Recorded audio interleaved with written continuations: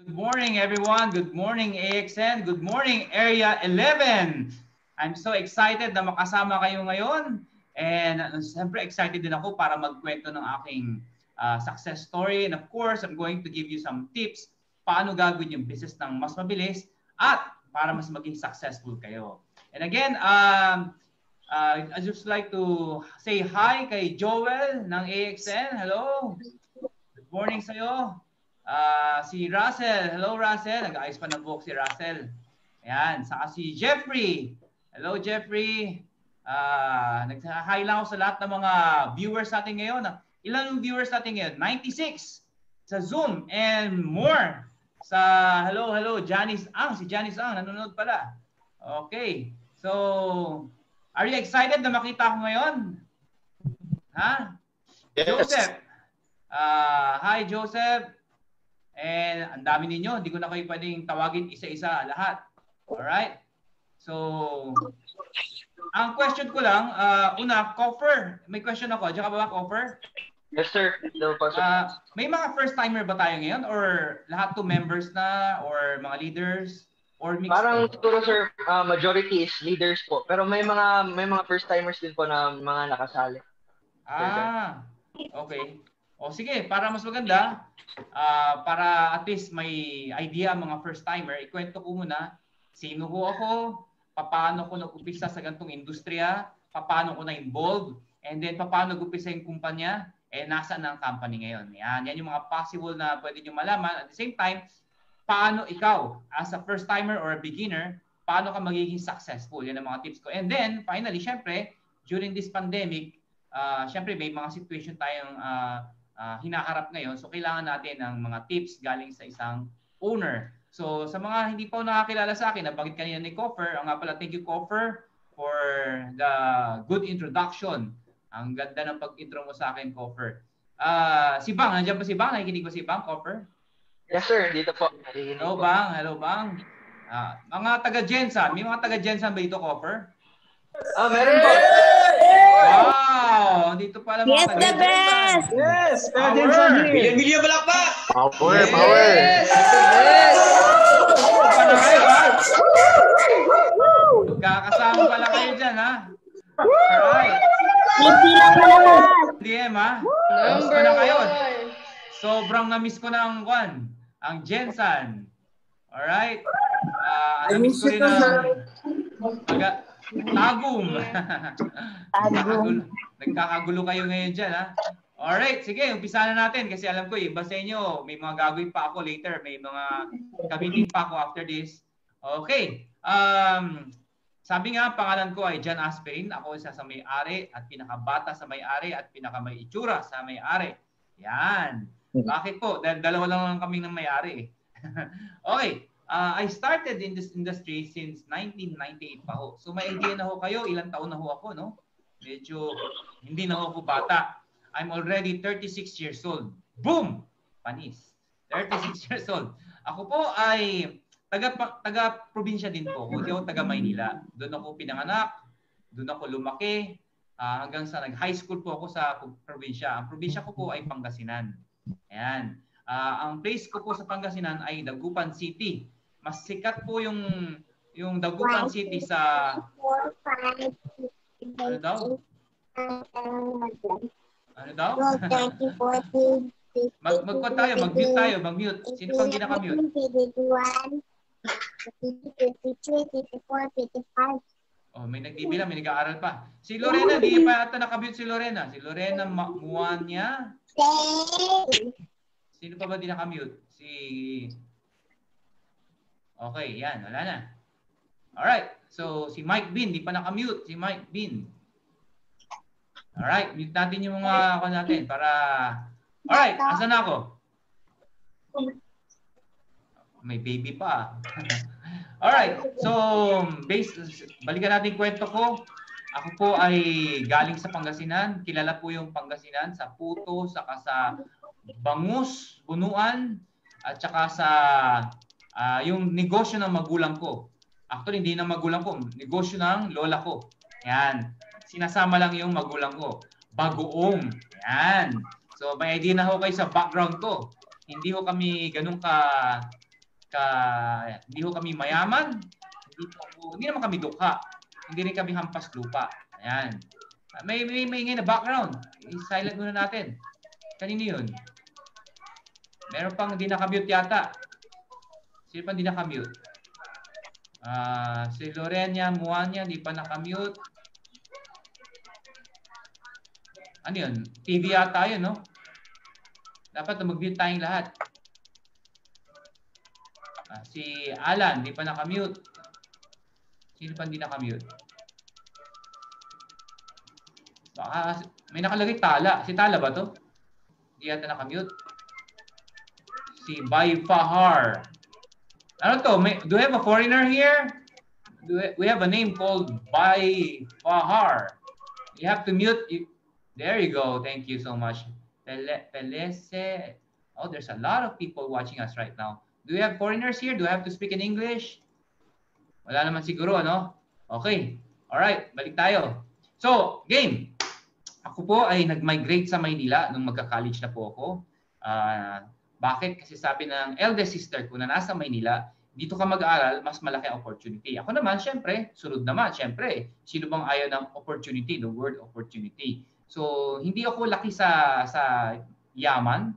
Mukha lang akong mayaman kasi kutis mayaman. Pero galing po ako sa hirap. Ayan. Para may idea kayo, para ano ibig sabihin ng mahirap, hindi ho magulang ko nagpaaral sa akin. Diba? Pagka hindi magulang mo nagpaaral sa'yo, iba nagpaaral, alam mo na hindi kaya ng magulang mo. So medyo, di naman hampas lupa. Ano? So medyo sa baba po ng gitna. Ayan. Nag-migrate ako sa Maynila. Siyempre, excited ako sa Maynila. Nagulat ako sa Maynila. Sa mga hindi po nakakapunta ng Maynila, pag first time nyo sa Maynila, magugulat talaga kayo sa Maynila. Ang lalaki ng mga building, ang daming tao, sobrang traffic, ang luwag ng kalsada, pero traffic pa din, mausok, magulo, maingay, pero masaya. Yan. Bakit masaya? Pag tumagal kayo dito, sasaya din. Pagka baguhan kayo, hindi masaya. Sa mga nakakaintindi, alam niyo yung ibig ko sabihin. Kasi magastos, pero maraming pwedeng makita at puntahan. Yan. So, nag-aral po ako sa UP.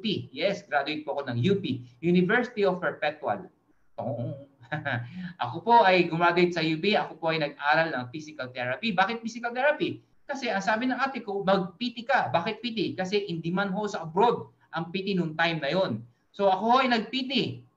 Ang problema ko, habang nag-aaral ako sa PT, nalaman ko, nabaitaan ko na ang PT hindi na in demand sa abroad. Naalala nyo, ni year 2000, early of 2000, ang in demand, mga nurse naman. So ako naman, aral ng art, tapos nurse naman pala. So sa madaling salita, nawalan ako ng gana. But then, nung ako po ay nag-aaral, patapos pa lang po ako, isang kaklase ko ang nag-imbita sa akin sa gantong industriya. Hindi ko nababanggit yung pangalan ng kumpanya. Siyempre, matagal na panahon na po yun. Ako po ay napa-attend ng isang seminar na pagkadami-daming tao, tapos lahat po ay excited at puro power, baliw-baliw ang mga pinag-uusapan. So, sa madaling salita, pera ang pinag-uusapan. Pangarap. So, hindi po ako interesado. Una, hindi po incline ang pag-iisip ko sa ganitong klaseng business or marketing. Number 2, ako estudyante pa lang. Anong alam ko? Number 3, narinig ko may membership. Yun talaga. Mabigat po yun. Bakit po? Nung panahon namin, imagine nyo noong 1998, ang membership doon asa 8,000 pesos. Ang value ng 8,000 noon sa ngayon, ibig sabihin, kung ngayon ka magbabayad, hindi 8,000 yun kasi yun ang value noon eh.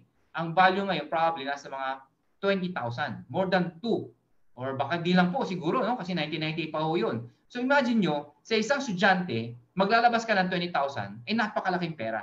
Sa madaling salita, hindi ako sumali. Pero nakapagtaka, ang dami sumasali. Ang daming baliw.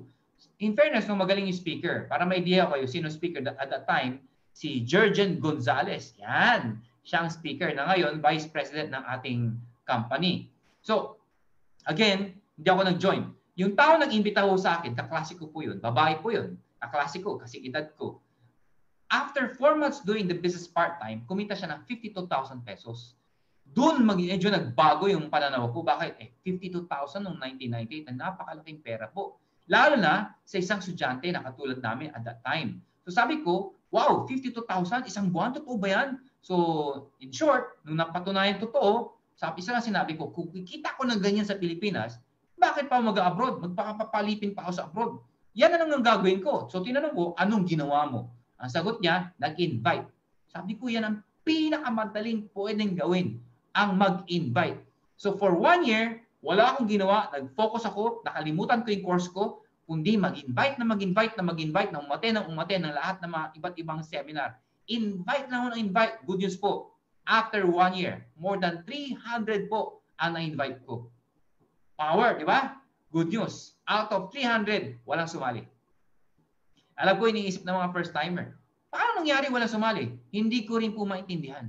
Katulad ko rin po siguro nung una. Ang daming iniisip, ang daming tanong. Hindi siguro totoo yan, mahirap yan, para naman sa magagaling magsalita, etc. etc. So 300. Kung kayo nasa sitwasyon ko, ayaw ka na. Imagine mo, 1 year, wala nangyayari, bokya. Tapos yung kaklase ko, 100,000 per month after 1 year. So sabi ko, siguro dito yung swerte ko, hindi ako para dito. Bakit siya nag-100,000 na? So kinausap ko yung sponsor ko, yung kaklase ko, sabi ko, quit na ako. Alam mo, ang ina-expect ko, ibi-baby ako. Ganyan ang mga Pilipino eh. Gusto yung bini-baby. Ano ba yung bini-baby? Wag, tumuloy ka lang. Ganyan talaga.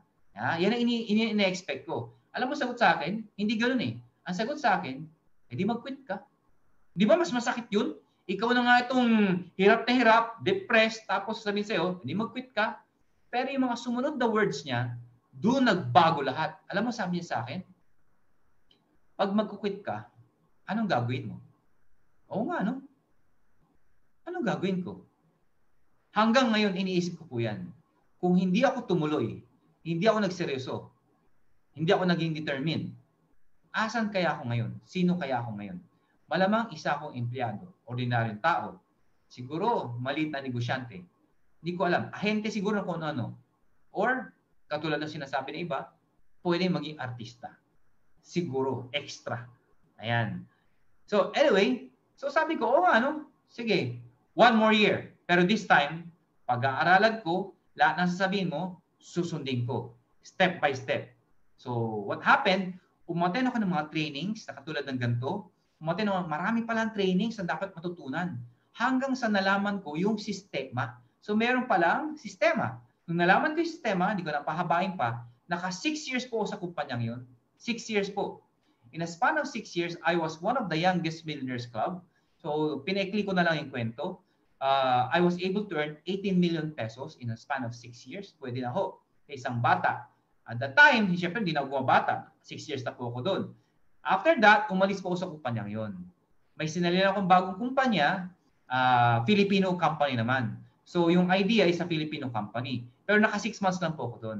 Pero in 6 months time, 1.2 million ang kinita ko. Pwede na. 6 months, 1.2 million. After 6 months, umalis na naman ako. Lumipat na naman po ako. Sumaya naman sa isang kumpanya na, again, Filipino company, pero this time, mas high-tech yung idea.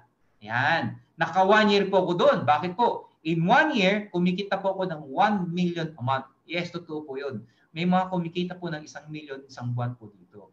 Hindi po ako pwede magsinungaling dahil isa po ako sa may-ari. Kung magugulat po kayo sa 1 million, baka mas magulat po kayo ngayon dahil marami nang kumikita ngayon ng 3 million. Ngayong pandemika, mas lalong naglakihan ng mga cheque. May kumikita ng 3 million, 5 million. Si Joseph Lim, di na bumababa ng 5 million a month ang kinikita ngayon. Ngayon pang pandemic, ibig sabihin, iniisip ng iba, naku, walang pera, walang trabaho, mas mahirap, walang seminar. And yet, bakit may kumikita ng ganong kalaki? Ibig sabihin, actually, merong sikreto mamaya ikukwento ko po sa inyo. So, what happened? After 1 year doon sa company, sinabi ko sa inyo, kumikita 1 million a month, umalis po ulit ako. Kung kayo po ay bago, first timer, ito ang iisipin mo eh. Kung talagang kumikita ka, bakit palipat-lipat ka? Bakit aalis ka pa 1 million a month ka na? Ito po sagot ko. Hindi ka balilipat kung sarado na. Nagsara po yung kumpanya mga sinasalihan ko. Natural, aalis ka lang ikaw na lang mag-isa doon. So what happened? Lipat. Ang pangalawang tanong mo kung bago ka, ito. Alam mo na nagsasara yung mga ganyang negosyo o kumpanya, sali ka pa rin na sali. Ito ang sagot ko. Mula noon hanggang ngayon, niwala ho kayo sa akin. Ako po ay negosyante na ho ngayon. Marami akong negosyo.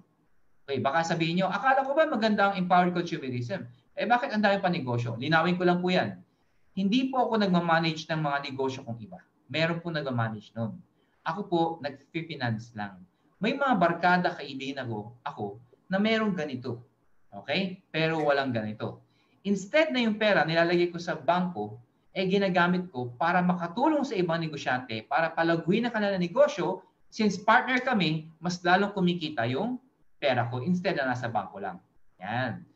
Pangalawa, alam mo yung, narinig na ba yung land banking? Yung bibili ka ng mura, yung tipong mga 500 pesos per square meter lang, patutulugin mo yung lupa o yung pera mo doon na mga 5-10 years. O mabilis na yung 5 years. After 5 years, yung dating 500 square meter, nagiging 1,000 square meter, 1,500. Meron pa ako nabiling isa eh. Imagine nyo, nabili lang ng 1,500. After 5 years po, magugulat po kayo, 10,000 na per square meter. Galing lang sa 1,500. Imagine mo kung gano'ng kalaki na bili mo. Anyway, ito yung mga sikreto ng mga mayayaman. Paano nila pinapalaki yung kanilang pera? Hindi nilalagay sa bangko. Ayan. So, going back. Ang sabi ko, mula noon hanggang ngayon, bakit ito pa rin ang focus ko?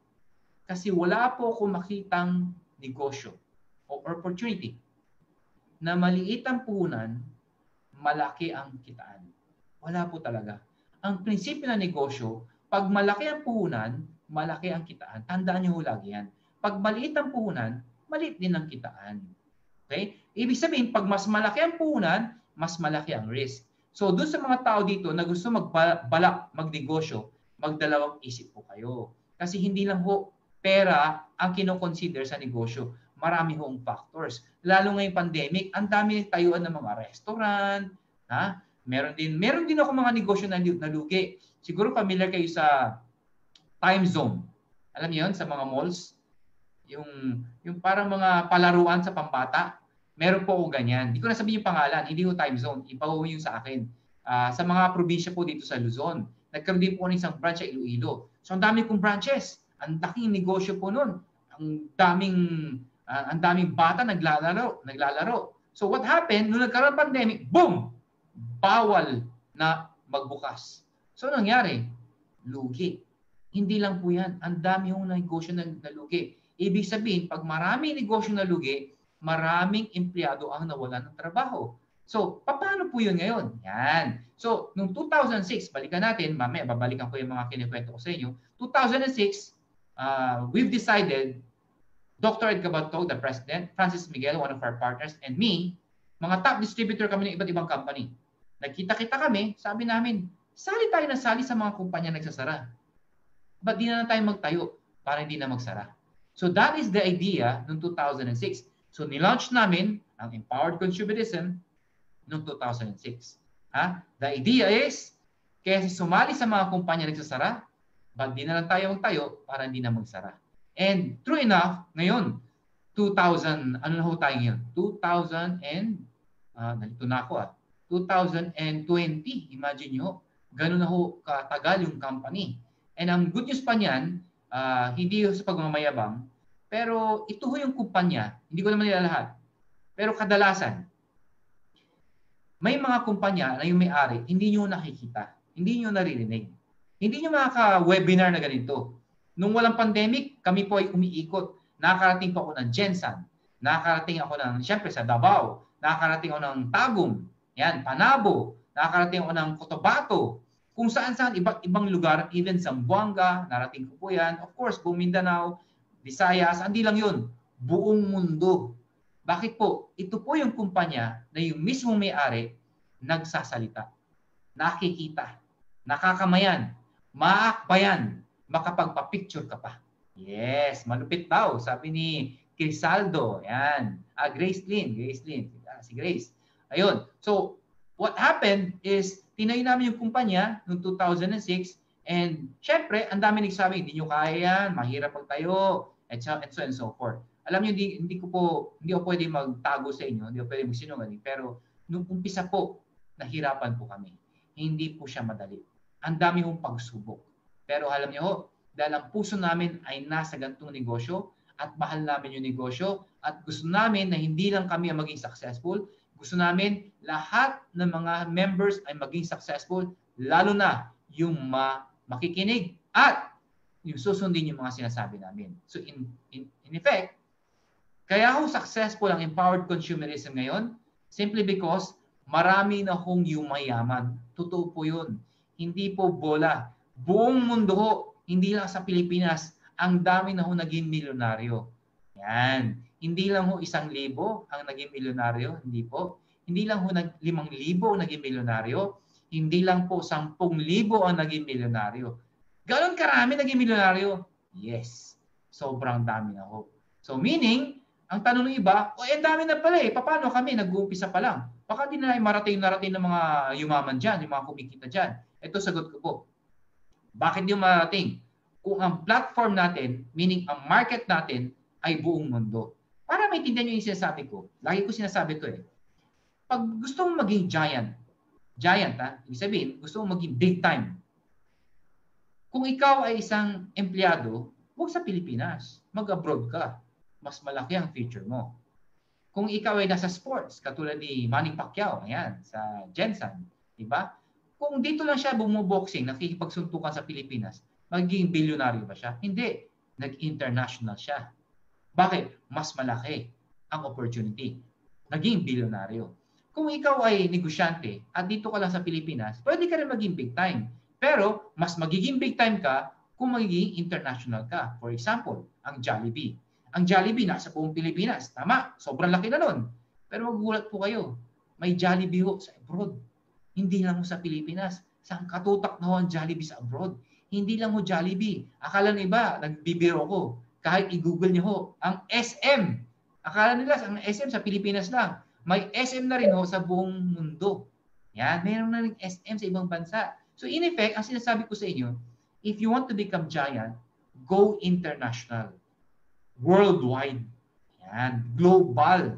Yan. So, ang good news sa ganitong business, ganun ho, pwede nating kunin, i-conquer ang globe. Which means, kahit tumanda ka na, hindi mo pa mauubos ang market. Actually, kahit Pilipinas po, hindi nyo maubos ang market sa Pilipinas. We are more than 110 million. Iba ho, ang laki ho ng market. In effect, bago maubos yun, patay ka na bago maubos yun. Kasi ho, araw-araw may pinapanganak. Yan. Araw-araw may nag-birthday. Ayan. Paano maubos yun? Mas mabilis pang gumawa ng tao kaysa mag-invite.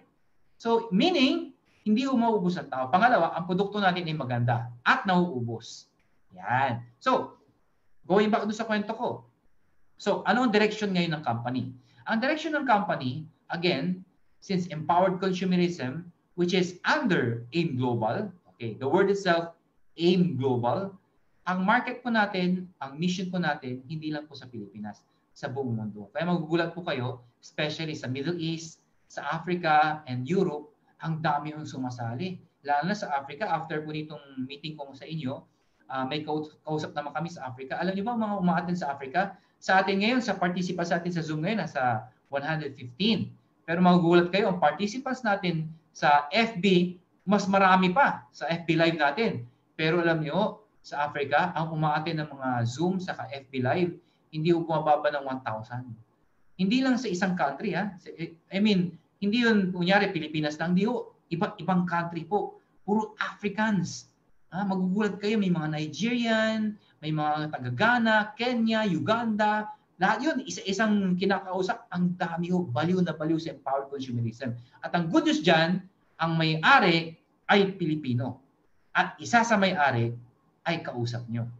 Yan. So, wow, power pala. Hindi pala basta-basta itong kausap natin. Well, hindi ako sa pagmamayabang, pero bata pa lang po ako, naniniwala po kasi ako, na pag meron kang chance na makausap, marinig, makita, ang isang taong successful or nasa posisyon, tulad ng siguro politiko or matalino, okay, matalino, or anyone na pwede nating tawaging either famous or sabihin natin direct to the point, mayaman. Ayan. Alam niyo, pag may chance po kayo, bata pa lang po kasi yun ang prinsipyo ko eh. Basta meron po, kahit teacher lang, basta merong dunong. Pag nabigyan ako ng chance, hindi ko pinapabayaan. Kasi naniniwala po ako, in order for you to become successful in life, you have to listen and copy successful people. In effect, pag mayroon kayo nakikinig, naririnig, nakikita, bigyan nyo ng chance, pakinggan nyo maigi. Bakit? Dahil hindi po araw-araw nakakita kayo at nakakarinig ng mga taong katulad nila. Ganun po yun. Ganun yun. Para maintindihan nyo, sabi nga Pag gusto mo maging successful, lagi kang dumikit at makinig sa successful. Pag gusto mo maging, syempre, dukha, edi dumikit ka, makinig ka sa mga dukha. Ganun lang po yun. Right? Okay. So, ngayon, ang tanong ng iba, bago kami. Paano namin gagawin yung business? Okay, marami yung tips. Pero ang pinakamaikling tip na bibigay ko sa inyo, mabilis lang po ito bago yung main topic ko, is pera. Tandaan nyo, pera. Lahat ng tao kailangan ng pera. Sumabay po kayo sa akin kahit di ko narinig. Basta yung bukang bibig nyo, dapat gumaganyan. Pera. Yan. Bakit po? Dahil magkakapera ka, maniwala ka sa akin. Basta lagi mo sinasabi, pera. Okay. Kahit ikaw, Ann, na naka-face mask, sabihin mo, pera. Nakasarado man yan. Pera. Ha? Bakit po? Kasi wag ko kayong iwan yung iisipin na pag sinabi ko bang pera, magiging mukha akong pera. Hindi po ganun po yun. Pag sinabi yung pera, isa lang ibig sabihin nun. Ina-attract mo ang success sa buhay mo. Yan. Yun po ang ibig sabihin nun. So again, ang mayayaman gusto ng pera. Ang mahirap, kailangan ng pera. Lahat ng tao kailangan po ng pera. Pag pinag-usapan pera, ano gusto niyo? Malaki o maliit? Siyempre, pera na ng pag-uusapan, ay dilakihan mo na. Alam ka, doon ka pa sa maliit. Alan, ng AXN, mag-asawa ba kayo? Anong kasama mo? Alan, ganun nga kayo kung mag-asawa? Yes, di ba? Lalo sa mag-asawa, alam niyo ba sa statistics, napakataas ng paghihiwalay ng mag-asawa dahil po sa pera. So, totoo po yun. So, nagiging comfortable ang buhay kapag merong pera. Lalo na kapag yung perang yon ay kinita mo sa magandang paraan. Ayan. So, pag-usapan natin pera, malamang narinig nyo na itong topic na itong pera. Yung pera po, acronym ng pera, P-E-R-A, may meaning po yan. P, you have to be passionate. Pag gusto mo magkapera, dapat yung isang bagay na ginagawa mo, dapat mahal mo. Gustong-gusto mo. Kasi pag isang bagay ay mahal mo at gustong-gusto mo, hindi mo nakikita yung kapangitan. Kasi in love ka doon sa ginagawa mo. Hindi ka napapagod. Parang naniligaw lang yan. Diba? Pag meron ka nililigawan, kahit malayo, kahit nakakapagod, dadalawin mo. Pupuntahan mo kahit na halos gabi-gabi. Puntahan mo, okay na. Bakit? Kasi mahal mo. Ayan. O, para may kwento ko sa inyo. Yung kwento na sikat na lagi kong sinasabi. Ha? Kasi gawa-gawa ko po ito eh. Pero pakinggan nyo, totoo po ito. Nakakita na ba kayo ng isang pagkaganda-gandang babae? Sexy talaga. Flawless. Ha? Maputi. Etc. Lahat na. Big and small are all in the right places. Yung malalaki nasa kanya. Yung maliliit, nagkasya sa kanya. Ha? Tapos yung boyfriend niya or partner niya o asawa niya, pagkapangit-pangit. Nakakita na ba kayo ng ganyan? Yung tipo pag nakita mo sa mall, masasyak ka talaga. Mapapalingon lahat eh. Ha? Hindi lang dahil doon sa babae. Dahil yung babae maganda, kapit na kapit, doon sa lalaking pagkapangit-pangit, talagang in love yung maganda. Anong sikreto ng mga pangit? Parang nila napapa-inlove to maganda. Simple lang. Inaraw-araw nila. Ha? Sabihin nyo nga, sabay-sabay sa akin. Araw-araw. Ayan. O i-chat nyo. Araw-araw. Ayan. Ay, ibig sabihin ng araw-araw. Baka iba yung iniisip nyo, baka iniisip nyo, gabi-gabi. Iba po yun. Ha? No? Pag sinabing araw-araw, ayan. Erwin, Masaya, araw-araw. Okay. Hindi po ito gabi-gabi, ha? Araw-araw. Tatandaan niyo yung word. Araw-araw. Tandaan niyo po yan. Okay. Magka-opisina, magka-klase, magka-negosyo, magka-FB, any chance na meron silang way para mag-usap o magkita, okay? Ang sikreto ng mga pangit, inaaraw-araw nila. Paano inaaraw-araw? For example, nakita si maganda sa si pangit, dumating si, magka-opisina, dumating si maganda. Anong sabi ni pangit? Nagkaroon siya ng chance. Hi! Ang ganda mo naman. Yan. I-appreciate niya. Kasi dapat naman talaga ina-appreciate mga ganda, di ba? At ang gusto ng mga babae, na-appreciate sila. Ano sabihin ng maganda? Thank you. Pero sa loob-loob ng maganda, pangit. Bakit? Pangit naman talaga yung lalaki, di ba? Pero yung lalaki, hindi nasasaktan. Bakit? Tanggap niya, pangit siya. Kasi nakikita naman sa salamin eh, kung pangit ka o hindi. So sabi niya, okay lang, tanggap ko. Pero wag ka. Kinabukasan, nakita na naman yung maganda. Hahanap siya ng isang bagay na pwede niyang i-appreciate. Hi, ang ganda naman ng hair mo ngayon. Yan. Ano sabihin niya maganda? Ay, thank you. Siyempre na-appreciate siya. Thank you. Pagtalikod, Pangit talaga. Pangit talaga eh. Ha?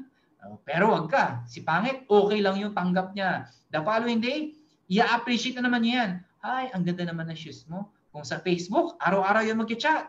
Ha? Hi, hello. Just want to say hi. Mga ganun ba? Magpaparamdam yan araw-araw. Darating ang time. Maniwala po kayo sa akin. Darating time. Itong si maganda, dahil nasanay na laging ina-appreciate ni pangit. Ha? Darating time, pag yan titingin sa salamin at mag-aayos na mukha, ang maalala niya, si pangit. Papasok sa isipan niya yan. Na-appreciate niya ako. Ano kaya ma-appreciate niya sa akin ngayon? Ha? Mag-aayos ng mag-aayos yan. Tapos, hahanapin niya si pangit. Pare, kasi nafe-feel niya na na-appreciate siya ni pangit. Hindi katulad ni gwapo, hindi siya pinapansin ni gwapo. Ha? Gwapo nga, hindi naman, dinidedman naman siya. Niloloko pa. Oh. So, siyempre, doon siya kay pangit. Oh, may mga ngumingiti, ha? Sabi ng iba, alam ko na, sikreto, ha? Sabi ng mga pangit, yes, alam ko na, ha? Eto na ngayon. Eto sikreto ng pangit. Darating time, pag nalaman niyang sanay na ito sa maganda, pag nagkita sila, o nagkaroon ng chance, communicate sila, biglang sasabihin niyang, wag na lang. Siyempre, si maganda, magtataka. Ano nangyari? Ba't iniiwasan ako ni pangit? Ano gagawin ni maganda? Dahil nasanay siya, hahabulin niya si pangit. Ano sabi niya? Ano nangyari? Pumangit pa ako? Ano nangyari? Ano sabi ni pangit ngayon? Ha? Sabi ni pangit, pasensya ka na. Hirap na kasi ako. Mahal na kasi kita. Yes! Ano sabi ni maganda ngayon? O sige na nga, mahal na rin kita. Yes! Bakit? Nasanay siya! Ha? Nasanay! Sinanay ni pangit! O ano ngayon? Pag nagkita sa mall, nagkita sila sa mall, anong itsura ni maganda? Kapit na kapit yan kay pangit. Bakit? Baka makawala pa. Talagang, anong itsura ni pangit sa mall ngayon? Habang kapit na kapit si maganda. Ano kayo ngayon? Yan ang sikreto. Alam nyo, kung ano man ang sitwasyon nyo ngayon, kung anong hirap ng pinagdadaanan nyo ngayon, araw-arawin nyo ang empowered consumerism. Bakit? Dahil gaganda ang buhay ninyo. Maniwala po kayo sa akin. You have to be passionate na kahit ano sabihin ng iba, baliwala. Dahil tanggapin mo na ang katotohanan. Mahirap talaga. Pag sinabi sa'yo, hindi totoo yan, tanggapin mo na. Ganyan talaga yung mga taong yan. Meron mga hindi maniniwala sa'yo. Pag sinabi na, nako, ang human naman lang dyan, yung mga nauna, payaan mo sila. Ang importante, ikaw at ang pangarap mo. Kasi maniwala ka sa akin, darating panahon, magbabago ang buhay mo. Tulad ng mga naging successful na dito sa empowered consumerism. Araw-arawin mo lang. Yan. Dapat excited. Ang hirap maging successful. Ang hirap din mag-invite kung ikaw ay hindi excited. Wala akong sasama sa inyo. Subukan nyo mag-invite. Subukan nyo mag-imbita. Sabihin mo, gusto mong yumaman. Sama ka. Ano yung tsura ng kausap nyo? Sure. Dapat excited. Sumama ka. Grabe talaga to. Every day. Paggising mo, dapat power, grabe, empowered, ganon. Wala na naman sumali, grabe talaga, payaman, tagal ko na, wala pa rin nangyayari. Okay lang yun. Ang importante, excited ka. Kasi subukan nyo. May sumali, ito yung tsura mo. May sumali. Sabi niya, 7 heads. 1 head lang pala. Wala, kapoy. Hirap ng buhay. Alam mo, may sumali, tapos ganun pa itsura mo. Tapos may nag-pairing. May pairing. Wala naman nangyayari. Ayun. Oy, may maingay May ikon nyo. Mag-mute kayo. Mag-mute kayo. Yung mga maingay dyan. Alright. So, excited ka dapat everyday. Paano ka mai-excite kung wala nangyayari sa inyo? Simple lang po. Huwag nyo pong tignan yung sitwasyon nyo ngayon. Please lang po. Nakakadismaya. Alam ko po yun. Binalan ko po yan. Ang tignan nyo, ano yung pwedeng mangyari sa inyo sa future. Yan ang tignan nyo. Kasi pag ako, nung naging successful po ako sa ganitong business, ako, isa lang ang sinabi ko, lahat ng pagod, hirap, pawis, dugo na pumatak sa akin, bayad po lahat yan. Maniwala kayo sa akin. Huwag na natin pag-usapan yung 1 million sa buwan. Baka para sa inyo, napaka-imposible po nun. Kahit posible. Isipin nyo na lang kahit na 100,000 naman. Okay na po ba sa inyo yun? 100,000 per month sa mga beginner dito? Okay na sa'yo? Cindy, 100,000 naman? Ha, Cindy? Kasi si Cindy, hindi nakikinig eh. Sabi ni Cindy, oh, tingin lang ng tingin sa itsura niya sa, ano? Binibiro lang kita, Cindy, ha? Ayan. Okay. So, dapat, mag-excited 100,000 naman sa Mindanao, ay malaking pera po yun. Marami ka nang matutulungan doon. Kaya lang, maniwala kayo sa akin. Katulad ng experience ko. Pag nag-100,000 ka na per month, isa lang sabihin mo, grabe, pwede pala. Ano kaya, doblein ko pa yung gagawin ko. Baka mag-200,000 ako. Maniwala ka sa akin. Pag sinipagan mo pa, mag-200,000 ka per month. Kasi yun ang ginawa ko eh. Hindi na sa sponsor ko eh. Yung ginawa mo, doblein mo, sipagan mo pa. Nag-200,000 ako per month. Sabi ko, pwede pala 200,000. Pwede, gawin ko talaga lahat para mag-500,000 ako per month. Ha? Ginawa ko, tinodo ko. Talagang di na ako nahihiya sa mga tao. Sige, present ako ng present. Kahit sino, makatabi ko sa jeep, makatabi ko sa bus, kumakain ako sa Jollibee, may kumakain ng dalawang mag-asawa doon. Pupunta, lalapitan ko, excuse me, ako po si Raymond Aspirin, member po ako ng ganitong company. Ito po yung business ko. Pasensya na kayo, excited na ako kasi alam ko na istorbo ko kayo. Mabilis lang. Ito yung business ko, etc. Sila, kaganon lang yung mag-asawa. Gaganon-ganon lang. Iniwan ko yung calling card ko. Alis na. Ang dami kong ginawang ganon. Sobrang dami kong ginawang ganon. Hindi ako nahihiya. Pero wag ka. Sa dami ng ginawa kong ganon, merong mag-asawa, biglang tumawag. Naalala niyo po kami po yung sa may Jollibee, sa gantong lugar, binigyan niyo po kami ng ganito. Pasensya na po kayo, sabi ko. Araw-araw po kasi, pagka may napupuntahan ako, hindi lang po sa Jollibee, namimigay po ako ng calling card, etc. Kailan po ba nangyari yan? So, kinento nila. In short, sumali po yun. Lumaki po ang grupo nun. Yumaman din po yun. So, ibig ko sabihin, lahat ng mga nag-reject sa akin, baliwala dahil lang sa isang sumali na yumaman naman.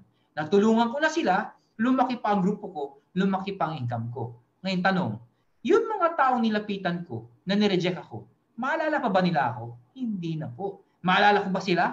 Hindi rin. Naalala ko na may mga nagbigay ako. Pero yung mga pangalan nila, alay ko ba sino sila?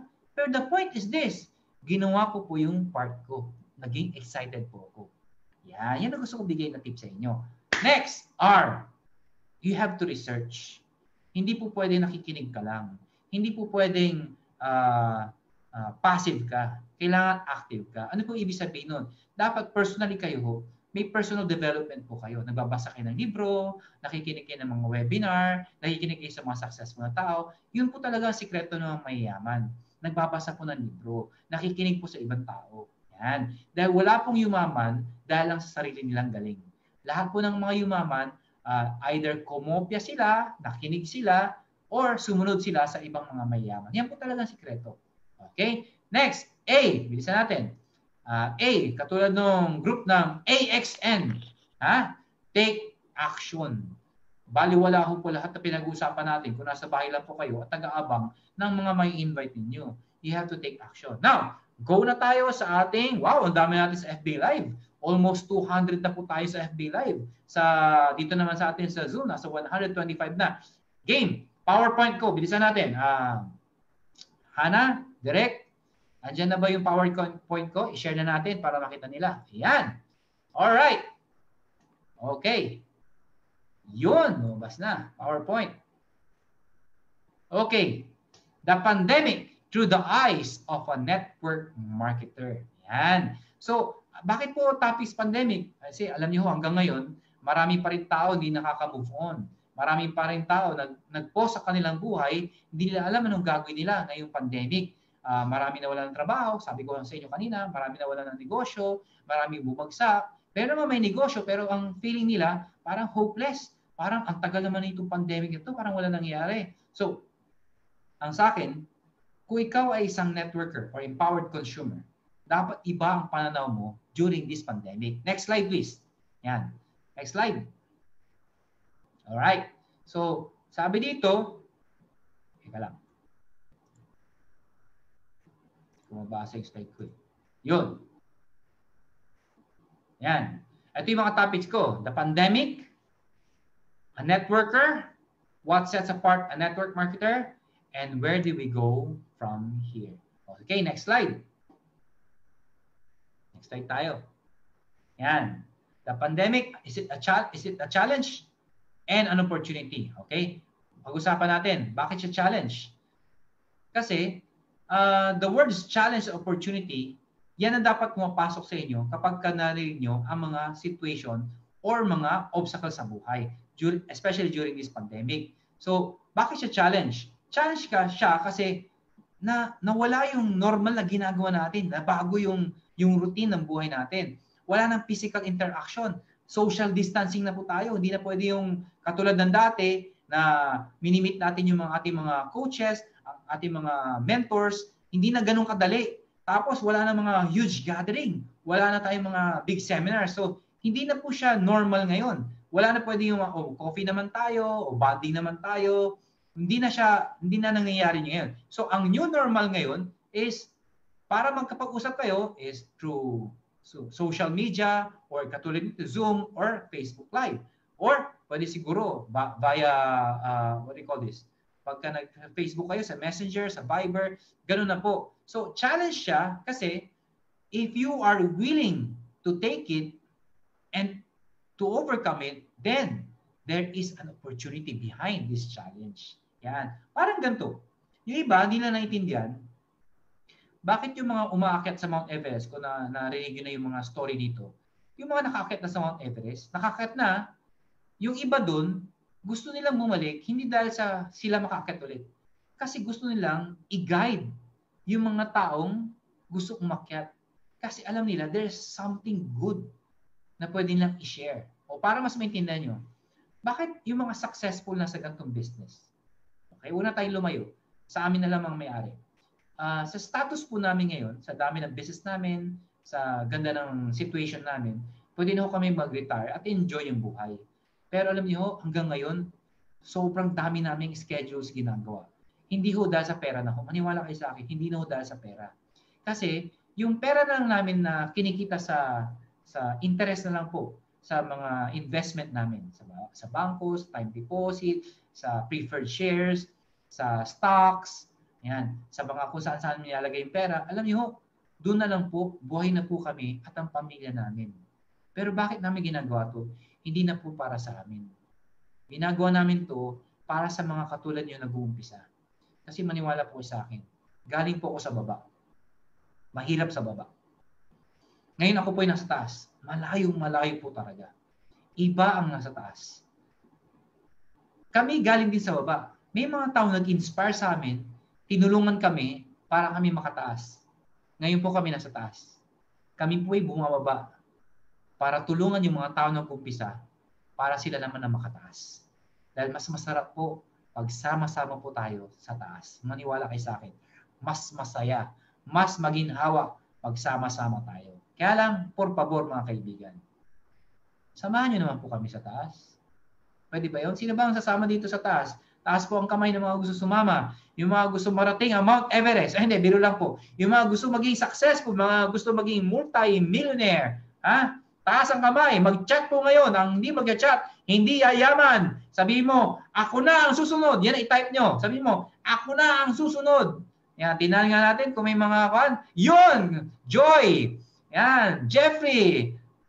Dami, Junjun. Dami, ako na ang susunod. Lagyan nyo ng exclamation point para talagang, yes, ako na ang susunod. Yan, Lorena, Bang, Oji.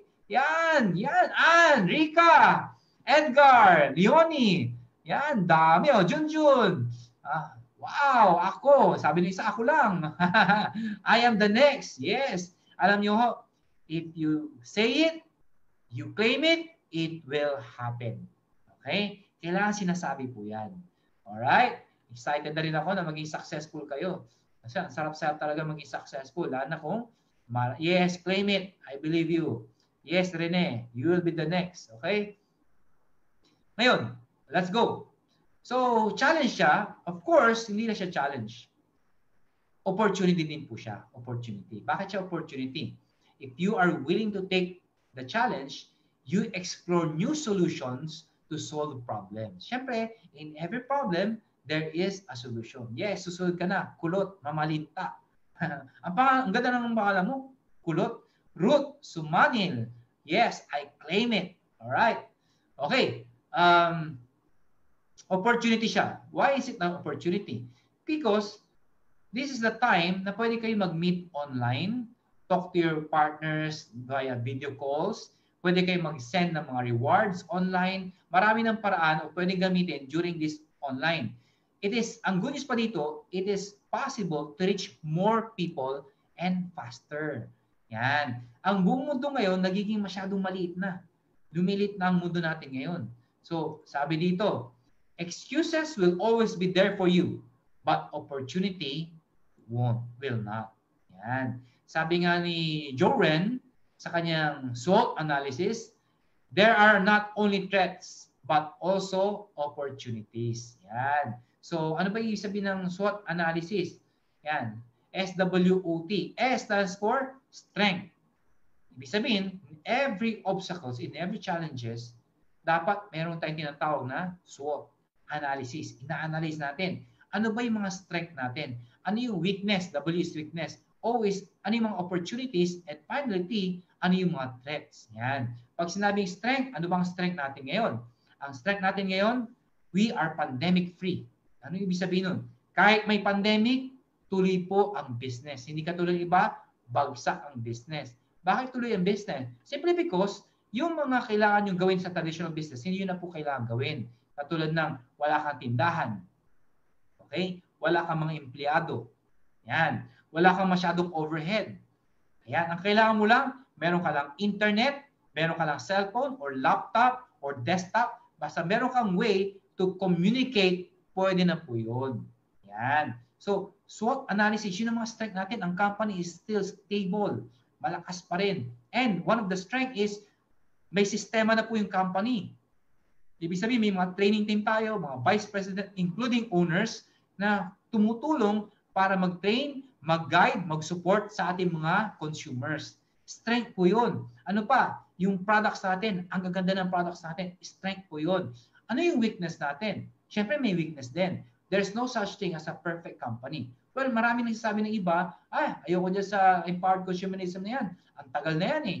Marami ng members dyan. Yan ang mga sinasabi ng iba. Doon tayo lumipat sa mga bago. Well, tatapatin ko po kayo. May advantage and disadvantage. Pero remember this, according sa statistics, mas marami nag-fail ng bagong company.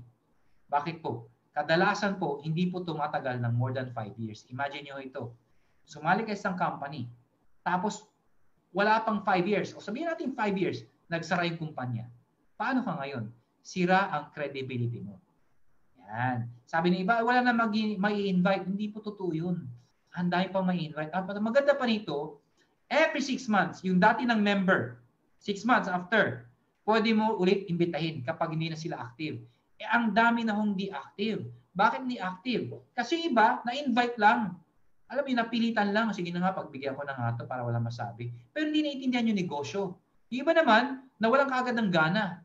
O yung iba naman, hindi tinuruan ng upline. Yan ang pagkakataon natin ngayon na pwedeng i-reach out to mga tao to. Maraming weakness din po ang company. Lalo ngayong pandemic. Siyempre, hindi na kami makaikot.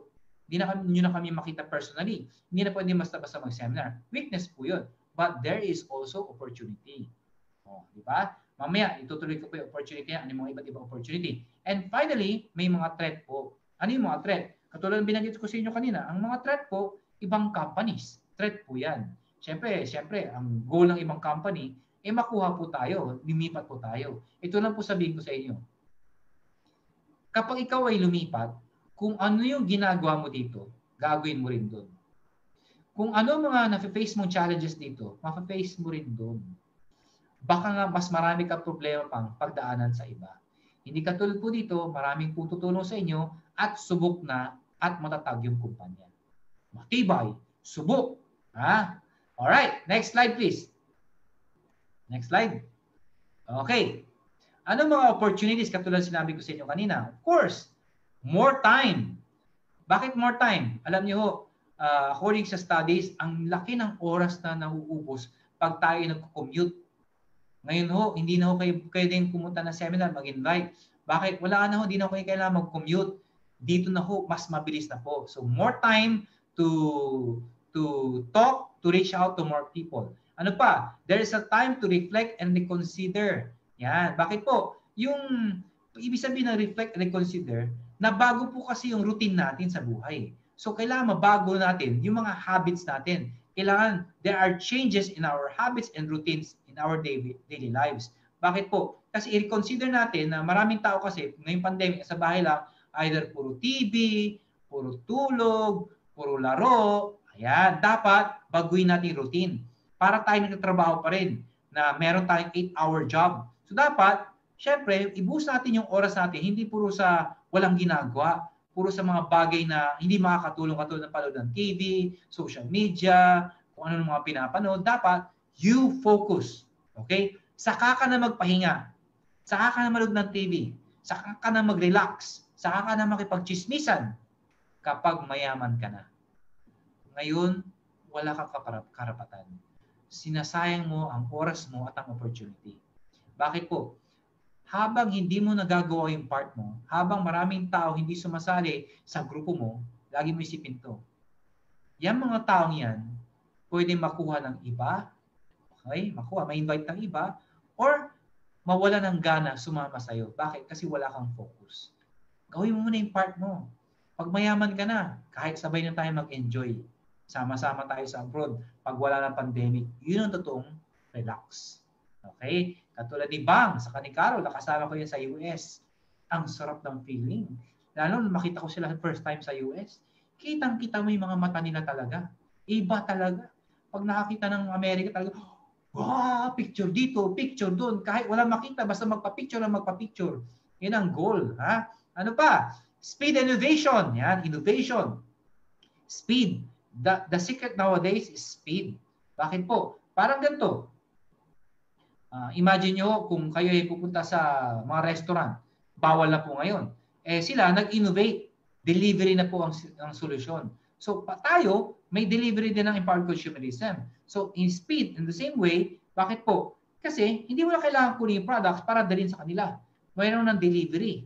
Or, mas maganda, pag-communicate, katulad lang yung sinasabi sa inyo sa Zoom, mas faster na. Yan. So, ano pa? Better meetings. Yan. Of course, syempre, pagka Zoom, mas direct to the point. Wala na masyadong etc. Wala na masyadong joke-joke. Direct to the point na po. Yan. So, the last is to reconnect and help. Bakit po? Kasi marami tayong mga kamag-anak, kaibigan, or downlines na hindi na ho active or hindi, yung iba, probably, hindi nila alam na empowered consumer ka. Now is the time to show them, to tell them that there is an opportunity called empowered consumerism. Huwag ka na mahihiya. Ang problema kasi nahihiya ka pa. Mas nakakahiya pag wala nangyari sa buhay mo. Mas nakakahiya pag hindi ka yumaman. Diba? Pag mayaman ka na, sino nakakahiya ngayon? Ikaw o yung mga dinaniwala sa'yo? See?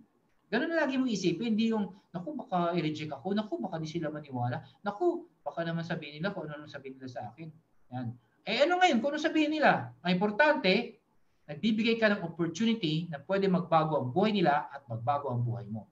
Yan ang lagi mong isipin. So now is the time to connect, to help people, to show them that there is an opportunity called empowered consumerism. Next slide, please. Next slide. Yan. A networker. Next slide. According to Cambridge Dictionary, a networker is someone who tries to meet people who might be useful to know. Yan, according sa dictionary. But according to empowered consumerism, according to EC, a networker is someone who helps ordinary people become extraordinary people. Sa madaling salita, an ordinary person to an extraordinary millionaire. Yan. Hindi na ho tayo ordinaryong tao. Dapat magbabago na ho tayo. There's something different from us. Dapat mapansin po ito ng mga tao. Hindi na po tayo dapat ordinaryong tao. Ano ibig sabihin nun? Sa pag-iisip, sa pagsasalita, kung ikaw ay palamura, babaguhin mo na po yun. Kasi kailangan may makita sila something different sa'yo. Kung ikaw ay tamad, bawal na maging tamad. Kung ikaw ay laging negative, na mag-isip o magsalita, tatanggalin mo na po yun. Bakit? You have to be a good example because you are a networker. Ibang tao ka na. Tandaan niyo po yan. Kwento. Nandiyan pa ba kayo? Alam ko, medyo mahaba-haba na tayo pero malapit na po tayo matapos. 2 hours na lang, matatapos na po. Pero lang po. Ano yung sabi ng extraordinary? Merong isang lalaki, nakwento ko na to sa inyo before pero paalala ko lang ulit. Merong isang lalaki, 40 years old na. Ay, tsura naman siya. Maganda yung karir niya.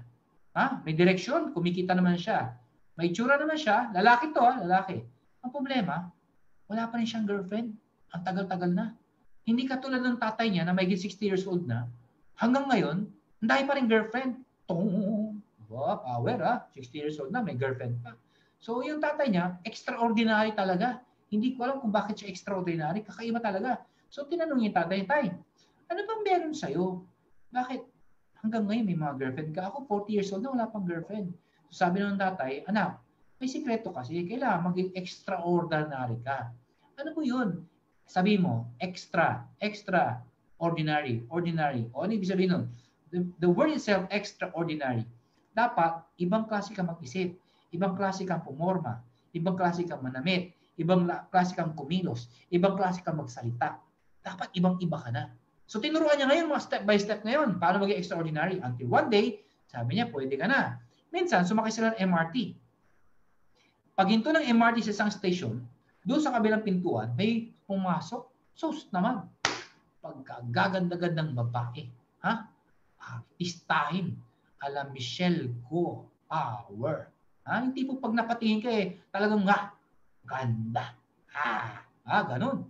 Sabi ngayon nung magtatay, di ba? Magkasama sila.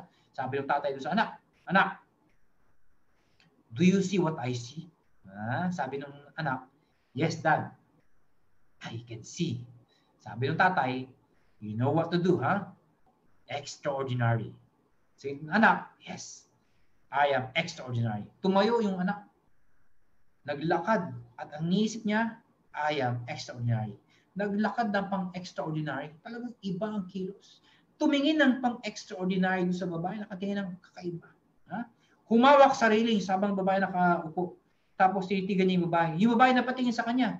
Sabay, hinitian niya ng pang-extraordinary. Hinitian niya. Yung tatay ngayon, andun sa kabilang dulo, yan, that's my son, yan ang anak ko, yan ang anak ko. Maya-maya, nagulat siya. Sinampal yung anak niya. Sinampal! Tapos maya-maya, sinampal ulit. Sinampal ulit! Tapos bumalik yung anak niya, dahan-dahan. Lugong-lugo, gaganon-ganon. So, gulat yung tatay. Ano nangyari? What happened? Sabi nung anak, Dad, katulad ng sinabi mo, extraordinary naman lahat na ginawa ko tapos ano nangyari? Dad, syempre naglakad ako na extraordinary. Tapos, Dad, syempre, inisip ko extraordinary ako. Tapos, Dad, humawak ako ng pang-extraordinary. Tumingin ako ng pang-extraordinary. Ngumiti ako ng pang-extraordinary. Tapos, Dad, sabi mo, kailangan lahat extraordinary. Nakita ko yung zipper niya. Nakabukas. Tapos, syempre, ang ginawa ko, sinara ko. Sinampal ako. Tapos, alam kong mali. Extraordinary ako. Ano ginawa mo? Binuksan ko ulit. Sinampal ulit. Yun ang extraordinary. Binibiro ko lang po kayo. Baka sabihin ninyo, gayahin nyo po yun. Buksan nyo yung mga zipper. Hindi po. Ibig po sabihin, dapat ibang tao ka na. Okay? For example, ano ba yung mga characteristic ng mga extraordinary? Okay. Number 1. Next slide. Dapat, next slide tayo. Good listener ka. Yan. See, from Lizard to everyone. Haha. Natawa si Lizard. Good listener ka. Ano ba ang good listener? Siyempre, ano yung jajajaja? From Leonie. Good listener, hindi lang po dapat tayo nakikinig. Okay? Dapat, kung kayo po ay nakikinig, katulad sinabi ko, yung mga sinasabi namin, ginagawa namin, sasabihin nyo rin at gagawin nyo rin. In effect, hindi nyo maririnig o maalala lahat ng sinasabi ko, pati yung PowerPoint. So dapat, ang listener, nag-aaral po kayo, nagsusulat po kayo. Yan. Kasi one day, yung mga sinasabi namin at binabagit namin, sasabihin nyo rin yan. Paano mo sasabihin isang bagay na hindi mo maalala? Para maalala mo, isusulat mo. Yan. So the faster you learn, the faster you'll establish a good relationship with your downline, and the faster you'll become successful. Tingnan nga natin, sino dyan ang may mga ballpen at papel? Taas ang mga ballpen papel. Pakita nyo nga kung nagsusulat kayo o ang dating sa akin kasi, entertainment lang ako sa inyo Parang nanonood lang kayo ng mga nagpapatawa sa inyo para lang ma-entertain kayo. Wag ho ganun. Okay, number 2, positive attitude. Alam nyo, masarap pong sumama sa mga taong positive. Bakit po? Kasi pag ang mga positive na tao ay lagi mong kasama, pati ikaw nahahawa ng positive. Yan. Pag ang lagi mong kausap ay negative o kasama negative, maniwala kayo sa akin, yung mga iniisip niyo nagiging negative din. Nahahawa kayo. Walang pinagkaiba yan dun sa taong palamura. Pag lagi mong kausap yung taong palamura, nagiging palamura ka rin. Yan. Sabi nga dito know that your success is based entirely on your attitude. You are the only person who can generate a new mindset. Yan. So you have to have a positive attitude. Kasi minamagnet nyo po yung mga tao pag positive po kayo. Ayan. Next, collaborative. Sabi nga a willingness to collaborate and help others is essential as it builds trust and helps establish a strong relationship. So ano po ibig sabihin nun? Para mas lumaki po kayo, mas bumilis. O meron maingay, mag-con po tayo. Mag-mute. May mga hindi naka-mute. Masakit po sa tenga. Sino hindi naka-mute? Yan. Meaning, ang isang negosyo katulad dito, dapat sumasama kayo, sumasabay kayo sa ibang grupo. Okay? Hindi pwedeng grupo nyo lang at kayo-kayo lang. Dapat may time kayo para sa grupo nyo, may time din po kayo para makisali, makipag-collaborate, umattend ng trainings, makipagkwentuhan, mag-share ng ideas sa ibang grupo. For example, bigyan ko yung idea. Sila Mark Go, open po sila na umattend. Parang meron sila mga days na kasi everyday sila, activities nila, everyday may activities sila. So everyday yan, every night, since may activity sila, may mga araw na exclusive sa grupo nila kasi meeting. Pero pag meron sila mga echo, mga opportunities sa mga presentation, may mga training sila, alam nyo, ino-open nila sa ibang grupo. Willing. Nasa mga speaker sila. Tapos, yung apply sa ibang grupo, pinag-share nila, nandito pala yung grupo ni ganito. Mag-share naman si ganito, bago successful. So in effect, marami silang naririnig na iba-ibang ideas, marami silang naririnig na mga successful stories. Na isabihin nila, hindi lang pala tayo, dahil pala ibang grupong kumikita rin, no? Ang tao dyan, collaboration. Tumutulong ka, nagtutulungan sa ibang grupo. Mas magiging successful po kayo.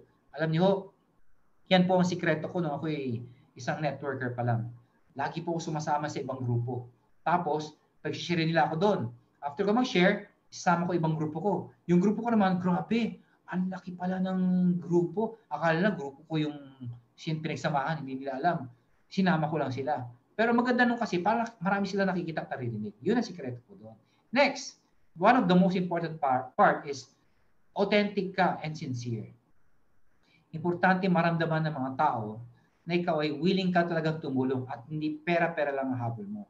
So katulad ng mga ibang tao na nagpa-promise na sumali ka dito, bibigyan kita ng left and right, bibigyan kita ng strong leg, naku, wag ko kayo maniwala doon. Pera-pera lang po yung mga tao yun. Tapos yung mga lumilipat ng kumpanya. Maintindihan ko po kapag ikaw ay lumipat dahil pasara na yung kumpanya mo. Pero hindi ko maintindihan, nag-build ka ng grupo, kumikita ka, tapos all of a sudden, lilipat ka, sabihin mo maganda dito. Paano yung mga tao na sa ilalim mo? Ano sabihin sa'yo? Di ba sabi mo maganda to? May maganda na naman. Kami nga, di pa namin narating mo eh. So, lilipat na naman sila. Andun na naman, lumipat. Kumita naman yung apply mo dahil siya pa rin ang nasa taas. So, ano sabihin niya ngayon? Uy, may bago na naman. Lipat tayo. Ano ikaw ngayon? Sama-sama. Ay, mahirap po yun. Hindi po talaga tutulungan ka ng taong yun. Kasi hindi naman lahat ng mga downlines niya ay sumasama, may mga naiiwan. Paano yung naiiwan? Naiintindihan niyo po? Hindi pagtulong ang gusto nun. Pera ang gusto nun. Pera. Ang habol lang nun, pang sarili. Parang ganito, katulad sabi ko sa inyo, kung ako po'y makasarili, ba't ko pa gagawin to? Sabi naman ng iba, uy, magtayo ka ng sarili mo. Kaya mo naman para solo mo lang. Pwede ko rin pong gawin yun. Para solo ko lang, wala nang ibang may-ari, ako lang. Kaya ko pong gawin yun. Pero ba't ko gagawin? Panuloko na yung ginagawa nun. Panuloko na po yun. Pera-pera na lang palang labanan. Huwag ko ganun. Nandito tayo para makipagtulungan. You have to be sincere to your people. Okay? Next, follow-up. Yan, importante po ang follow-up. Follow-up means, yung mga in-invite nyo, pati yung mga existing na downlines nyo, pati yung mga di na ho, active. It is your time to connect, to reconnect. No? Pag sinabi follow-up, iparamdam mo lagi sa kanila that you are still here, that you are still connected with Empowered Consumerism, and that you are still willing to help them. Regardless kung ayaw nila, mas importante, parang ganito, sa Facebook na lang. Yung mga pinopost nyo, dapat hindi kung ano mga pinopost nyo. Dapat laging about hope, about faith, about love, about happiness. Yan, huwag kayong magpo-post doon ng mga pinagdadaanan yung problema sa buhay. Okay? Dahil yung mga yan, chismis lang po yan. Dahil yung mga tao, may mga pinagdadaanan din po. So kung ano man ang personal mong problem, the solution is within you. Hindi yan para ikwento sa buong bayan. Tandaan niyo po, ang problema ay sinusolusyonan ng pang-personal. Hindi dapat ikwento sa buong bayan. Alright? Next, trustworthy. Wag ko kayo manuloko ng tao dahil the moment na po kayo nagloko, nasira ang trust, ang hirap na ibalik ang trust. Tandaan niyo ho, sabi nga dito the people when rightly and fully trusted will return the trust. Kapag tama ang pinakita mo sa mga tao, ibabalik at ibabalik nila ang trust. May kasabihan din po, people don't care how much you know until they know how much you care. Walang pakialam ng mga tao kung ano ang alam mo. Ang pakialam ng tao kung ikaw ba ay willing tumulong at magpagkatiwalaan ka ba. Finally, you have to be approachable. Hindi ka dapat mahirap lapitan. Approachable ka dapat. Kasi kapag ikaw lumapit ka sa taong suplado, sa susunod ayaw na lumapit doon. Pag ikaw lumapit ka sa tao na mamahiya, ayaw na lumapit doon. Dapat ikaw yung taong willing lagi to help, to communicate. Yan. Alright? For example, nagkaroon ng event ang AXN, in-invite po ako. At that time, hindi po maganda yung pakiramdam ko ng time na yun kasi sunod-sunod po yung Zoom ko, nawalan po ako ng boses. So, nakiusap ako na pwede bang sa susunod na lang. Pero ako nag-offer na sige, ako na lang mag-train, mas mahaba pa. Hindi lang basta, hello, congratulations. Training pa katulad nito. O, di ba? Mas power. Yan. So, meaning, na-invite po ako. Kaya lang, huwag yun naman po ako sagad-sagarin. Siyempre, invitayin nyo ako doon sa mga big event naman po. Huwag naman yung pang mga personal lang po. Yan. Alright. O, may maingay pa. Siguro, napapagod na yata o nailip na sa akin, nahihiya na tuloy ako. Tapusin ko na ba to? Kasi may maingay. Baka sabihin kasi, welcome bang. Baka sabihin kasi, pinapagod ko lang sila, nakakahiya naman. Wala nang gana. Narinig nyo ba yung narinig ko? Parang may maingay o ako lang nakakarinig nun? O narinig nyo pa ba ako? Parang wala kayong reaction lahat O si Jason, dito rin pala si Jason. Jason Mr. Grande. Leo. Kanino kaya yun maingay? Direk, kanino kaya yun? Hanapin nga natin yung hindi naka-mute. Pakisabi, mag-mute sila. Kasi kailangan naka-mute. Parang na may inaaraw-araw na dyan Ano ba yan? Ginagabi-gabi o inaaraw-araw na yan? Ang ingay Ayan, nawala na. Naku. Kanino yun? Meron pang di naka-mute.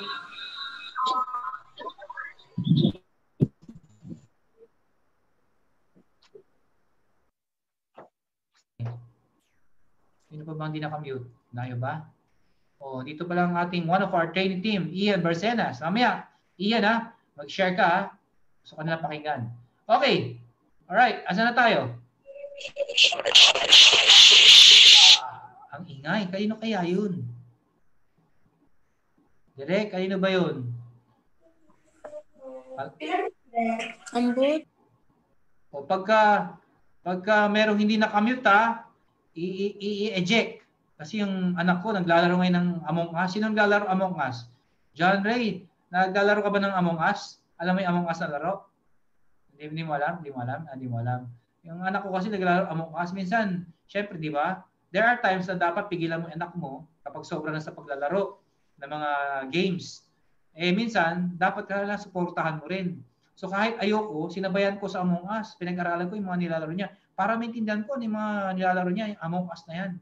Anyway, Yan yung mga words sa Among Us. Eject, impostor, crewmate, finish your task, mga ganun. Anyway, mahaba pang kwentuhan yung pagkakwento ko sa inyo ng Among Us. Yan, wala na. Next slide tayo. Parang bilis. Next slide. Next slide, please. Nandiyan pa ba? Okay. Yan. Now, what sets apart a network marketer? Ano ibig sabihin nun? So pag ikaw, kasi alam mo, yung sinasabi ko sa inyo kanina, there are a lot of people who can be a good listener. They can be approachable. They collaborate, and they are trustworthy. May mga ganyan tao din naman. Pero, anong difference mo sa ibang tao? What sets you apart from different people? Well, sabi nga pag ikaw, empowered consumer ka na, dapat ipakita mo that there is hope. Dapat ibang-iba ka na. You have to be very different from other people. So next slide, it's all about leadership. Yan. Since maraming tao ngayon, they feel lost, they feel na there is no hope, they feel na parang wala na mangyayari sa buhay nila, there's a lot of challenges. Now is the time to step up and rise and help these people para matulungan mo sila and show them that there is an opportunity called empowered consumerism. So, ang daming tao po ngayon na gusto naman maging successful, gusto rin maging entrepreneurs o negosyante, but they lack the skills, they lack the courage, and they lack the discipline to survive in this business. Now is your chance to show them na we have to show them by leading as an example. Lead by example. You have to practice what you were taught by your uplines or your mentors. Practice what you teach to your downlines. You remember, leadership is earned. Okay? It is earned through trust, through respect, through experience, through competence. That is what sets apart. Yan ang pinagkaibahan mo dapat sa maraming tao. If your actions inspire others to dream more.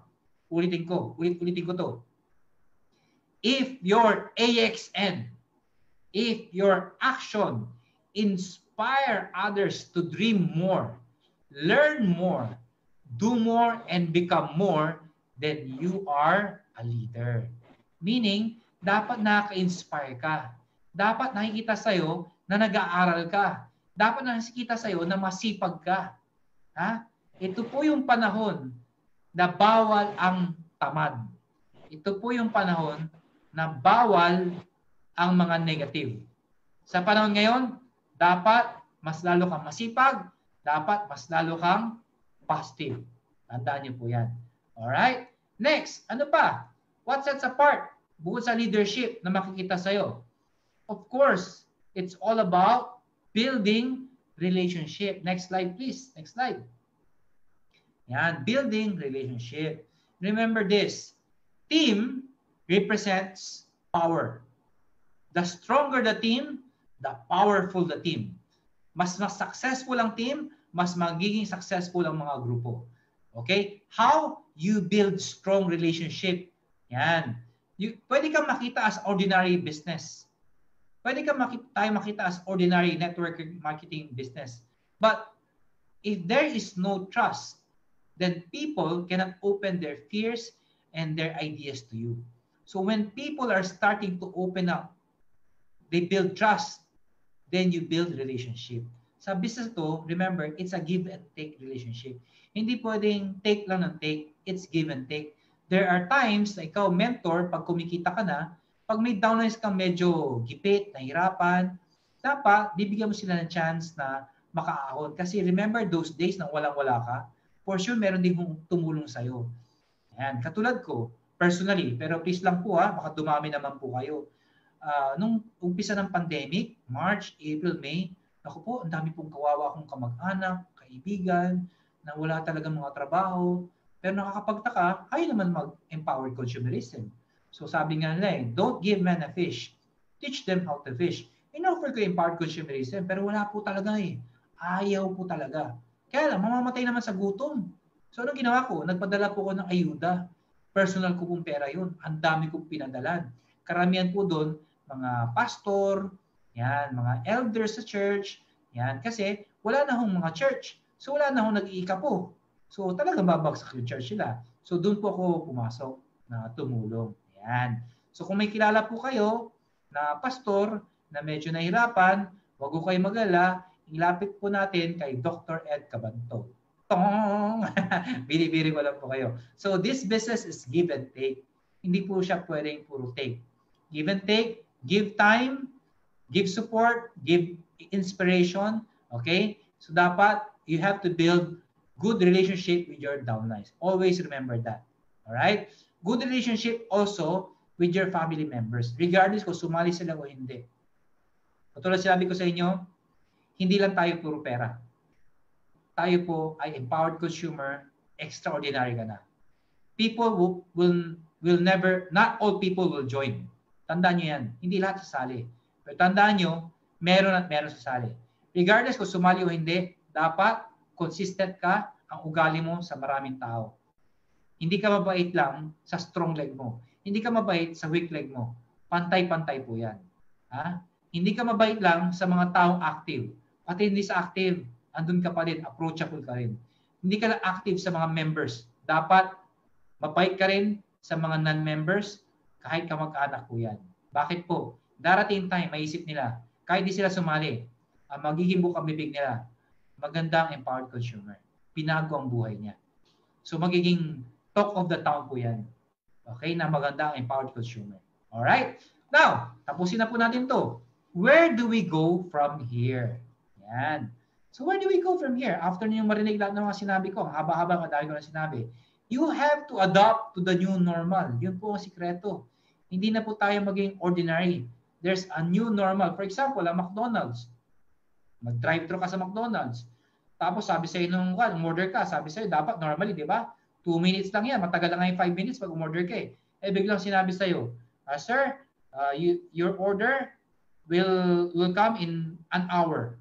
Imagine nyo, 1 hour pa, mag-aantay ka. Ano yung tsura mo na after 1 hour? Natural, hindi ka na mag-stay. Lilipat ka, hanap ka ng iba. So you have to adjust, you have to adapt. Hindi na po pwede yung panahon nung tayo ay nagsiseminar, sabi ng iba, saka na ako mag-active pagka wala ng pandemic. Saka na, pagka pwede na ulit mag-seminar. Hindi ho. Kailangan kayo po ang mag-adjust. There are things na pwede nyong i-control, pero may mga things na pwede nyo, hindi nyo kayang i-control. So mag-focus kayo doon sa mga kaya nyo i-control. Remember, a leader must be able to manage and master how time and the environment changes. Dapat flexible po tayo. Tandaan yan. Okay? So, another thing, use what you know. Gamitin po natin ano yung alam natin. Sayang naman yung mga training kung hindi rin po natin gagamitin. Katulad dito, may isang lalaki, umaakit po siya sa, may ladder. Meron siyang inaabot. Kaya lang, yung tools na meron siya, mali ang pagkagagamit niya. Instead na umakyat siya para mas madali niya makuha, ginamit niya yung ladder na mabigat para maabot niya yung inaabot niya, which is wrong. Pwede siya mabagsakan nun, pwedeng masira yung kinukuha niya, malaglag sa kanya. So, always remember, use the tools that you need, the seminars, the products, your mentors, the trainings, use it properly. Teach what you have been taught, learn and apply to the situations that you encounter. Yan. Finally, ladies and gentlemen, you have to grab the opportunity. Huwag ko nating patagalin ang chance na nakita ninyo. Grab the opportunity as a network marketer, not just any other person. Be a leader. Okay? You have the tools. The world is literally in our hands, in our cell phone, in our laptop. Okay? Take action now because an inch of movement will bring you closer to your goals than a mile of action. Sorry. So, in closing, mga kaibigan, always remember this. Now is your chance to become successful. Mas mabilis po ang chance po natin ngayon dahil mas mabilis na ang mga tools na ginagamit natin. So, sabi ng iba, baka para sa iba lang. No. Ikaw magsabi kung para sa'yo o kung para sa iba. Lagi ko sinasabi, ulit-ulitin ko po ito dahil totoo po ito. Habang bata ka, habang may lakas ka, ibig sabihin, kahit di ka bata, basta may lakas pa. Habang may oras pa, ibig sabihin, hanggat buhay ka. Ha? Yung nakita mong opportunity ngayon, i-grab mo, seryosohin mo. Hindi man para sa'yo, ang importante, ginawa mo yung part mo. Ang mahirap kasi sa atin, kung kailan tayo tumanda, yung tipong mga 80, 90, huwag naman yung 60, 70, para sa akin kaya pa yan. Mga 80, 90. Kung kailan ka naging 80, 90, saka ka magsisisi, at sasabihin mo, nakaw! Ano yung tsura mo nun? Ganito yung tsura mo nun. Nakaw! Nagkamali ako ng karir ko. Uulitin ko. Sasali ulit ako. Ano na nga ba yung empower consumerism na yan? Sasali na ako dyan. Sinong pwedeng maging upline ko? Ha? Kung ikaw, mentor ka, ayaw mo ng ganun downline, di ba? Naku, mahirap naman yun mag-invite. Maging successful ka man. Hindi mo may enjoy. Imagine mo, 90 ka na. 90, ano yung tsura mo nun? Power, ang yaman ko na. Woo! May BMW ako. Nasaan na nga ba? Saan ko ba na-park yan? Ha? Wala na, ulyanin ka na. Ha? Pag wala ng pandemic, pupunta tayo ng Amerika. Ha? Babalik ulit si Carol sa si Bangdod, kasama natin. O ano itsura mo ngayon? 90 ka, sama ka ng Amerika. Ano itsura mo? Ang ganda ng Amerika talaga. Tingnan nyo. Arthritis ko. Ayoko na lumakad. Ang lamig dito. Ha? Hindi mo ma-enjoy ang Amerika kung 90 ka na. Hindi mo maganda yung bata ka pa. Na-enjoy mo na yung success mo. Yan ang gusto ko katulad ni May Barba. Ha? Multitasking. Nakikinig na, nagpa-plancha pa. Tama ba, Ate May? Nagpa-plancha ka? Yes. Yan. Yan ang mga magiging successful. Instead na nagpa-plancha lang, nakikinig pa. Ingatan mo lang. Baka kamay mo, ma-plancha mo, mag-power ka. Power! Boom! Nahawakan mo yung plancha. Ang sa akin lang, gawin niyo yung part niyo. Dahil pag successful ka na, maniwala kayo sa akin. Mas masarap maging successful habang bata pa. Habang may lakas pa. Dahil mas masarap ang bata. Sorry. Mas masarap habang bata. Yan, mali pagsabi ko. Si Daisy, napagano. Okay. Totoo naman di ba? Mas masarap i-enjoy ang buhay habang bata. Dahil mas marami kang mai-inspire. Mas marami kang matutulungan. Okay? Mag-fail ka, okay lang. Bata ka pa naman eh. Kung mag-succeed ka, tingnan nyo ako.